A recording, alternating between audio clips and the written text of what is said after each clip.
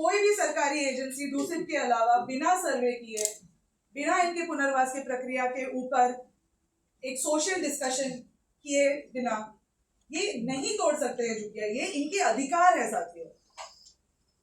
लेकिन हम क्या देख रहे हैं दिल्ली में, और ये सिर्फ मद्रासी कैंप तक सीमित नहीं है, कोई ना कोई एक्सट्रीम बहाना बना के, अवैज्ञानिक तर्क रख के, बिना किसी साइंटिफिक स्टडी के, बिना किसी पुख्ता सबूत के गरीबों को हर चीज के लिए दोषी माना जाता है। बाढ़ आ गई, यहाँ पे 3 फ्लाईओवर है, मेट्रो कंस्ट्रक्शन का मलबा नाले को रोक रहा है। 60 साल से जब से ये रह रहे हैं यहाँ पे एक बार भी सफाई नहीं होते हुए दिखी है इनको। लेकिन बाढ़ के गुनहगार ये हैं। सरकार ने कोर्ट की प्रक्रिया के दरमियान 10-15 दिन में रिपोर्ट बना के इनको बाढ़ के लिए दोषी ठहराया। तो वो रिपोर्ट बना सकते हैं। तो हमने भी बहुत सारे अवार्ड विनिंग एक्सपर्ट्स को बुलवा के एक फैक्ट फाइंडिंग किया, जिसमें साफ कहा जा रहा है कि बाढ़ के लिए ये दोषी नहीं है। जो अनप्लान्ड डेवलपमेंट है, हर जगह आप जाके फ्लाईओवर्स बना देते हैं, ब्रिजेस बना देते हैं, एक पूरे क्षेत्र का इम्पैक्ट असेसमेंट नहीं करते हैं। जो बेसिक सफाई का काम आपके एमसीडी नदी जल बोर्ड को करना चाहिए, वो दशकों से नहीं हुआ है। लेकिन हाँ, इनको हटा देंगे तो बाढ़ रुक जाएगी। 60 साल से जो लोग यहाँ पे रह रहे हैं, यहाँ पे मेहनत कर रहे हैं, यहाँ पे अपनी पूरी पीढ़ी दर पीढ़ी बना रहे हैं, उनको हटाने से बाढ़ रुकेगी। और कोई रास्ता नहीं दिखा सरकार को इनको विस्थापित करने के अलावा। तो मद्रासी कैंप के निवासियों ने भी अपने अधिकारों के लिए कोर्ट में अपील डाला कि ठीक है, अगर आपको ऐसा लगता है कि हमारा फैक्ट फाइंडिंग भी आप नहीं पढ़ रहे हो, सुनवाई कोई हो ही नहीं रही है, आप हमारा रिपोर्ट खारिज कर रहे हो, आप हमारे अपील खारिज कर रहे हो, आप हमारे अधिकारों को अनदेखा कर रहे हो, तो ठीक है, हमें नजदीक में पुनर्वास दे दीजिए। कितना अकोमोडेटिव है ये लोग, जबकि इनको पता है कि इनका पूरा जो अधिकार है वो उधर का ही पुनर्वास का है या एकदम नजदीकी पुनर्वास का है 5 किलोमीटर के दायरे में।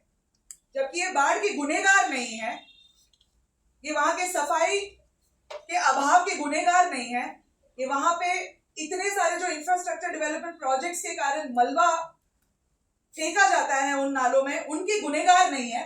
उसके बावजूद ये कह रहे हैं कि ठीक है, आप हमें नजदीक में पुनर्वास दे दीजिए, हम अपना झुग्गी छोड़ देंगे। तो सरकार ने क्या किया, 50 किलोमीटर दूर नरेला में वो फ्लैट्स जो हर विस्थापन प्रक्रिया में वो लोगों को देते हैं और कोई जाता नहीं है, वही फ्लैट्स इनको दिखाए और कहा कि इसके अलावा दिल्ली जैसे शहर में और कोई फ्लैट्स नहीं है, ना 5 किलोमीटर के दायरे में, ना 10 किलोमीटर के दायरे में, ना 20 किलोमीटर के दायरे में, आपको 50 किलोमीटर सबसे नजदीकी फ्लैट्स मिलेंगे। साथियों, ये क्या सिस्टम चल रहा है? पहले होता है सर्वे, फिर होता है एलिजिबिलिटी डिटर्मिनेशन, फिर होता है पुनर्वास पे एक सोशल मीटिंग्स होते हैं लोगों के साथ। क्योंकि जो आवास का अधिकार है वो सिर्फ एक छत नहीं है साथियों। सुप्रीम कोर्ट के तमाम जजमेंट्स हैं कि जो आवास का अधिकार है जीने के अधिकार से जुड़ा हुआ है। जो आवास का अधिकार है वो आजीविका, बुनियादी सेवाएं और शिक्षा से जुड़ा हुआ है। सरकार को लगता है कि 50 किलोमीटर दूर एक टूटा फूटा छत देना आवास के अधिकार का पालन करना है। इसके साथ ये सारी जो प्रक्रिया है जो पहले होनी चाहिए, तोड़फोड़ का नाम भी नहीं आना चाहिए।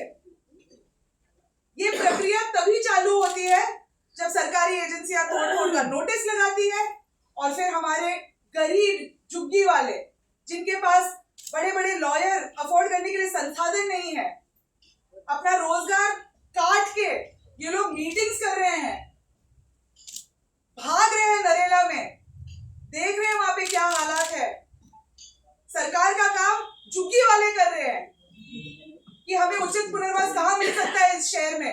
दर दर भटक रहे हैं वो, डीडीए के अलग अलग प्रोजेक्ट्स को देख रहे हैं कि कहां पे खाली फ्लैट्स है हमारे लिए। जो काम सरकारों को करनी चाहिए वो ये कर रहे हैं, और उसके बावजूद भी इनके अधिकारों के तहत जो उचित पुनर्वास मिलना चाहिए उससे ये वंचित है। साथियों, दूसरी बात, सर्वे की प्रक्रिया डेमोलिशन ऑर्डर को कोर्ट में चैलेंज करने के बाद हुई है और बार बार सरकारी एजेंसियां बाढ़ के बहाने पे उनकी खुद की नाकामी को छुपाते हुए इनको दोषी ठहराते हुए कोर्ट से अपील कर रही है कि इनको विस्थापन पुनर्वास के बिना ही विस्थापित किया जाए।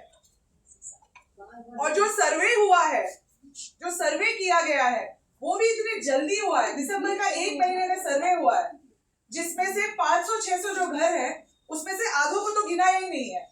370 का एक झुग्गी का सर्वे लिस्ट बनाया गया है और उसमें भी सिर्फ 190 लोगों को आवास देने के लिए ये अग्रीमेंट में है।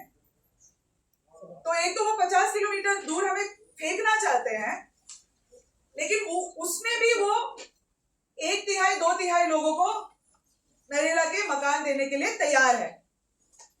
ये हमारे सारे कानूनी अधिकारों, ये सारे प्रक्रियाओं, ये सारे प्रोटोकॉल्स का डायरेक्ट उल्लंघन है साथियों। हमने बहुत सारी चीजें की। हमने सीएम तक एक डेलीगेशन लाके उनसे बात करने की कोशिश की, हमने प्रदर्शन करने की कोशिश की। अब हम जो हाउसिंग मिनिस्टर है उनसे भी बातचीत करने की कोशिश कर रहे हैं। आपने सही कहा, कुछ नहीं होगा अगर हम आंख बंद करके बिना सवाल उठाए कॉम्प्रोमाइज करते रहे इनके साथ, तो कुछ नहीं बदलेगा। कानून बहुत सिंपल है साथियों, कानून इतना सिंपल है कि मैं क्या बताऊं, 3 पैराग्राफ में हम इसे बता सकते हैं। नोटिफाइड लिस्ट में है, नोटिफाइड लिस्ट में अगर है, पुनर्वास के योग्य है, पुनर्वास के योग्य है तो इन सिटू होना चाहिए या 5 किलोमीटर के दायरे में होना चाहिए, वो बिल्कुल नहीं देखा जा रहा है। पर्यावरण के नाम पर साथियों, विकास के नाम पर दिल्ली को बनाने वाले जो मेहनतकश मजदूर हैं, अगर उनको हम आउटकास्ट करते रहेंगे। आप देख लीजिए हमारा जो मास्टर प्लान है दिल्ली का, क्या कहता है ये, यमुना से एंक्रोचमेंट हटाए। ये एंक्रोचमेंट है, ये अतिक्रमण है। 3 पीढ़ियां हैं लोगों की जिन्होंने दिल्ली को बनाया है, और ये सिर्फ मद्रासी कैंप तक सीमित नहीं है। पिछले 2 महीनों में हमने एटलीस्ट 4-5 अलग अलग इलाकों में ये सेम प्रोसीजर देखा है।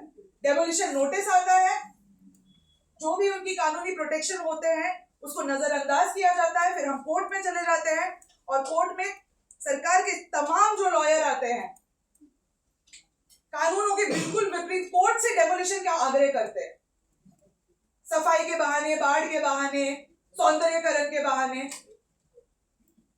और बिल्कुल अवैज्ञानिक तरीके से, बिना किसी सर्वे के। और जब हम आवाज उठाते हैं तो पुलिस हमें डिटेन कर देती है। जब हम आवाज उठाते हैं तो हमें बोला जाता है कि ये झुग्गी तो टूटेगी। जब हम अपने कानूनों की मांग करते हैं हमें बोला जाता है कि अरे नरेला में आपको इतने हाई फाई फ्लैट्स दे रहे हैं, आप क्यों इस कीचड़ में रह रहे हो। सरकार को ये नहीं दिख रहा है कि अगर कोई इंसान क्यों वो घर बदलता है जब उसको बेहतर परिस्थिति मिलती है कि नहीं। अगर कोई इंसान नहीं जाना चाहता है, उनके हिसाब से नाली में रहना चाहता है, तो सरकारों को समझना चाहिए कि उन्होंने आवास के लिए कितना कम काम किया है। इसी बात के साथ मैं अपनी बात रखना चाहूंगी साथियों। मद्रासी कैंप के जो निवासी है लगातार संघर्षरत रहे हैं।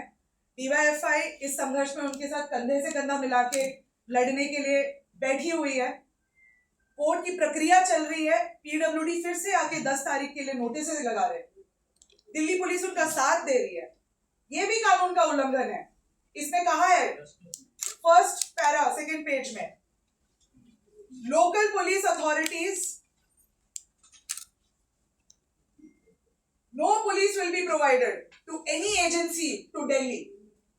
दूसरे का 2015 का एक्ट है ये। No police will be provided to any agency in Delhi for removal of JJ Bastis without the approval from CEO DUSIC. Court की प्रक्रिया हियरिंग 9th को है। नोटिस लगाई जा रही है पीडब्ल्यूडी के नाम पे। लोकल पुलिस थानों से एसएचओ आके लोगों को बोल रहे हैं कि इस अतिक्रमण को हटाइए। ये नोटिफाइड स्लम है, इसको अतिक्रमण बोलने का कोई अधिकार नहीं है पुलिस के ऑफिशियल्स के पास। कोर्ट में सुनवाई चल रही है और हमारी सरकारी एजेंसी और पुलिस उसको नजरअंदाज करके, झूठ बोल के कि कोर्ट के आदेश अनुसार डेमोलिशन का नोटिस आया है, जबकि पुनर्वास की प्रक्रिया जारी है। ये खुला उल्लंघन हो रहा है लोगों के आवास के अधिकार का। सरकार ने जो वादा किया था, जहां झुकी वहां मकान, हमारी मांग है जहां झुकी वहीं पर मकान हो। और तत्काल, अगर हम ये नहीं कह रहे हैं कि अगर किसी तरह का पर्यावरण या इससे जुड़ा हुआ, बाढ़ से जुड़ा हुआ, अगर एक्सपर्ट लोग कह रहे हैं सब कुछ है, वो फर्स्ट प्रेफरेंस। एक मिनट, उसके बाद भी हम कह रहे हैं कि जब तक आप समुचित पुनर्वास नहीं करते हैं तब तक उजाड़ना एक मानवता पर हमला है, ये नहीं कीजिए। उसके बाद हमारा है कि जो सर्वेक्षण है पारदर्शी हो, और उसके बाद जिसमें कि 60 सालों से जो रहने वाले लोग हैं उनका पुनर्वास हो। ये खाली ऐसे वैसे झुकी का नहीं है, एक जो 60 साल से, और दूसरा उनका बकायदा सर्टिफिकेट है, वो वहां झुकी कॉलोनी सब है, उनके पास कागजात है, उसके बावजूद जो ये किया जा रहा है, तो कुछ लोगों को आप पुनर्वास करा रहे हैं और बाकी को छोड़ रहे हैं। हमारा कहना है कि जो भी करना है आपको सबके साथ पारदर्शी पहले सर्वेक्षण के बाद करो, और फिर लास्ट है कि जो शहरी बाढ़ की जिम्मेदारी मेहनत का समुदायों पर डालने का जो किया जा रहा है, ये सिर्फ एक कॉलोनी का मसला नहीं है, ये तमाम और कॉलोनियों का मसला है। तो हमारी मांग है कि इस तरह के डिमोलिशन को किसी भी तरह से बर्दाश्त नहीं किया जाएगा, और इस पर अगर सरकार नहीं रुकती है तो हम लेफ्ट डेमोक्रेटिक जो और पार्टियां, अभी तो हम सीपीएम के तौर पर तत्काल हस्तक्षेप कर रहे हैं, उसके बाद हम इसे एक बड़े प्लेटफॉर्म पर ले जाके लड़ेंगे। ये हमारी आंदोलन खड़ा करें। सिर्फ 2 साल में भरा, 23-24 में भरा। ये किसके वजह से भरा है? पीछे मेट्रो बना रहे, वो मेट्रो वाला ने पूरा नाली बंद कर दिया। ये हम लोग को जाके बोलेगा सरकारी कोई सुनने वाली नहीं। ये 2 साल से पानी भर रहा है, इसके वजह से तो पानी भरा। ये नहीं हमारा जो कि मद्रासी कॉलोनी से पानी नहीं भरा नाली के अंदर में, ये यहाँ पर है। ये तो पहला मुद्दा हो गया। ये अभी हम लोग को 370 घर है, उसमें 189 घर दे रहा, बाकी लोग घर नहीं दे रहे।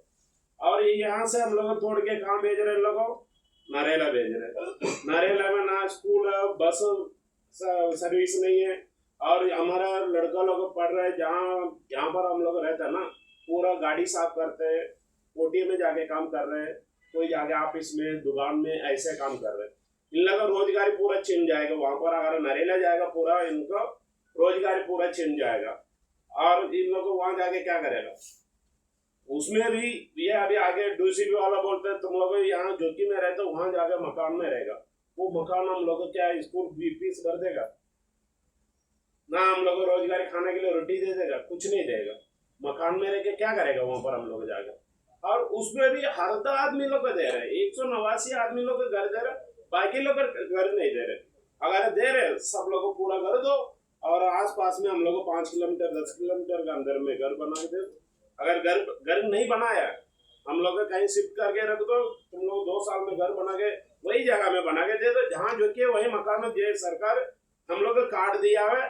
देखो यही हमारे देश के वो यहाँ जंगपुरा पोटी उनका एमएलए है, सब लोग वहां पर आके वादा किया जहाँ जो कि वही मकान है, तुम लोग यहाँ से नहीं हटाया जाएगा, ऐसे करके सब लोग दिया। ये अभी हम लोग यहाँ से 50 किलोमीटर जाएगा, ये बच्चा लोग क्या करेगा? साहब आप लोग थोड़ा सारा मिलके हम लोग सपोर्ट करो, वहां से नहीं टूटना। और इससे क्या 9 तारीख हमारे केस चल रहे, इन लोगों आगे शनिवार का आगे नोटिस लगा दे, तुम लोगों यहाँ से 9 तारीख तक पूरा सामान खाली करना। 10 तारीख सुबह 10 बजे जेसीबी लग जाएगा, ऐसे करके शनिवार का आगे लगाया। और कल शाम को डीजीपी के साथ आके सब लोग आके, पुलिस वाला आया माइक में लगा के वहां पर बोल के गया रहे, तुम लोग 10 तारीख को सुबह खाली करना है, तुम लोग सामान नहीं हटाए तो पूरा तोड़े जाएगा। केस चल रहा है, हाई कोर्ट में चल रहा है, सुप्रीम कोर्ट में भी केस डाला है। ये पहले क्यों आ रहे हैं यहाँ पर आके नोटिस लगा रहे? नोटिस कौन लगाएगा? डीसीपी वाला लगाएगा। ये पीडब्ल्यू वाला आगे लगा के जा रहे, माइक में भी अलग मन कर रहे। कैसे कानून क्या चल रहे?